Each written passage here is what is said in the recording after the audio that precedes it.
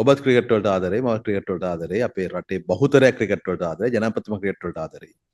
Cricket වලට ආදරය කරන ශ්‍රී ලාංකිකයන්ගේ බලාපොරොත්තු ඉටු වන ආකාරයට ඉදිරියේදී කටයුතු සිදුවේ. ඉන්ද්‍රා විශිෂ්ටත්වය අපිට විශ්වාසයි. වර්තමාන රජයේ බලයට එන්නට කලින් දේශපාලන වේදිකාවේ බලය ගැනීම සඳහා වේදිකාවක් පාසා ශ්‍රී ලංකා ක්‍රිකට් කණ්ඩායම ගැන ශ්‍රී ලංකා ක්‍රිකට් පරිපාලනය වත්මන් මුණ දීලා තියෙන තත්ත්වය ගැන ඔබතුමාලා දිගින් දිගටම කතා කරා. ඒක ආලා සමහර ඔබතුමාලට අත්දැකීම් නැහැ කියලා කිව්වා. ඒ කාලා තමයි මේ රටේ ඉන්න තරුණ තරුණියෝ විශාල පිරිසක් ශ්‍රී ලංකා ක්‍රිකට් වෙනුවෙන් ආදරය කරපු ජනතාව තමයි දූෂණ විරෝධතාවලට විරුද්ධව තමුන්නාන්සලට බලය දුන්නේ. ඒතර වත්මන් ජනාධිපතිවරයා එදා පාර්ලිමේන්තුවේ දිගින් දිගටම වත්මන් ක්‍රිකට් පරිපාලන මණ්ඩලයේ ඉන්න සභාපති ශම්මි සිල්වා ඒ වගේම ජයන්ත යනාය ගැන දිගින් දිගටම පාර්ලිමේන්තුවේ විවේචන කරා. ඒවා තවමත් අන්තර්ජාලයේ තියෙනවා. නමුත් ජනාධිපතිතුමාට අද අමතක වෙලාද දන්නේ නැහැ මේ ක්‍රිකට් පරිපාලන මණ්ඩලය තමයි තාමත් තියාගෙන ශ්‍රී ලංකා ක්‍රිකට් කණ්ඩායම මේවන්නේ. එතකොට අනපනත් පාර්ලිමේන්තුවේ බෞද්ධ මන්ත්‍රී සංඛ්‍යාවක් ඉන්න ඔබතුමාලා හිතුවා තෝරන වෙලාවක අනපනත් වෙනස් කරන්න පුළුවන්. නමුත් තවමත් ඒ ක්‍රිකට් පරිපාලන මණ්ඩලය පනත වෙනස් කරලත් නැහැ. ඊයේ පෙරේද මම දැක්ක රූපවාහිනී මාධ්‍ය සාකච්ඡාවක වේගපන්දිවන චමින්දවාස් මහත්මයා ඇවිල්ලා කිව්වා ජනාධිපති අනුර කුමාර දිසානායක මහත්මයා ක්‍රිකට් බෝඩ්ඩේ ඡන්දය ඉල්ලුවත් එතුමාට දිනන්න බෑ කියලා. ඉතින් ඒ වගේ තමයි තියෙන්නේ කිව්වා මේ රටේ තත්ත්වය. ඉතින් මේවා දැනත් ඒ වගේම ජනාධිපතිවරයා යාපනයට ගිහිල්ලා ශම්මි සිල්වාට කියනවා දෙසැම්බර් වෙනකොට මේ ග්‍රවුන්ඩ් එකේ ක්‍රිකට් මැච් එකක් ගන්න පුළුවන්ද කියලා. එතුමා ඔව් කියලා කිව්වා.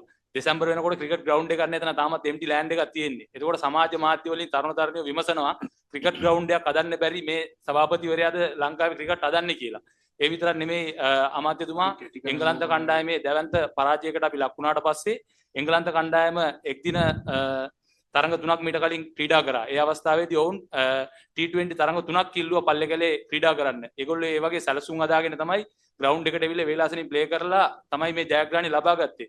අපේ ක්‍රිකට් කණ්ඩායමට මොකද තියෙන සැලසුම්? රජයක් ඉදිරියට ඔබතුමාලා මොන වගේ සැලසුම් ඉස්සරහට අරන් තියනද මේ ක්‍රිකට් ක්‍රීඩාව නංවන්න?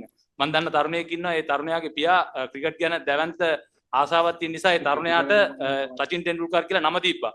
ඒ තරුණයා අද සොක් බෝල් ගන්නවා කල්පනාකරු ඇවිල්ලා වෑන් වලින් සල්ලි ගෙවලා තරුණයා එක්කගෙන යනවා ක්‍රිකට් ගන්න. නමුත් ඒ වගේ තරුණයෝ තවමත් ලංකාවේ ඉන්න ක්‍රිකට් වලට ආසාවෙන්.